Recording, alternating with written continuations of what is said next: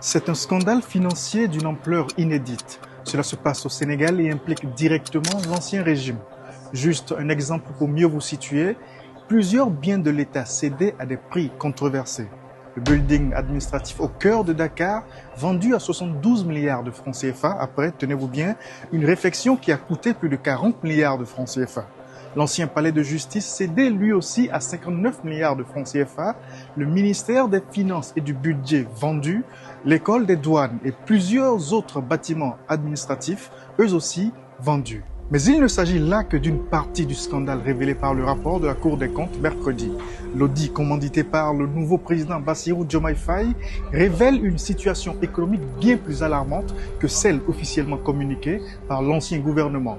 Il expose des irrégularités massives dans la gestion budgétaire du Sénégal. Nous étions loin de nous imaginer que les choses étaient si catastrophiques. Après l'inventaire et l'état des lieux, nous nous rendons compte que nous trouvons le pays au 4e sous-sol.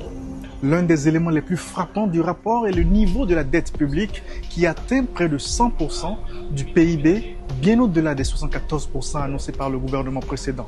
Selon la Cour des comptes, au 31 décembre 2023, la dette de l'administration centrale budgétaire s'élevait à 18 558 milliards de francs CFA, c'est environ 29,4 milliards de dollars.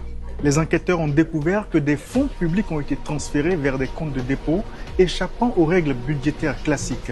Ces comptes auraient été utilisés pour des engagements financiers sans couverture budgétaire, rendant leur gestion complètement incontrôlable. Autre élément accablant, une dette bancaire hors circuit budgétaire non approuvée par le Parlement a été révélée. Cette dette s'élève à 2717 milliards de francs CFA au 31 mars 2024. Une chose est sûre, l'ancien président Macky Sall et ses gouvernements successifs pourraient être appelés à répondre de ses choix financiers. Après les anomalies décelées par la Cour des comptes, le ministre sénégalais de la Justice a annoncé jeudi l'ouverture d'une enquête.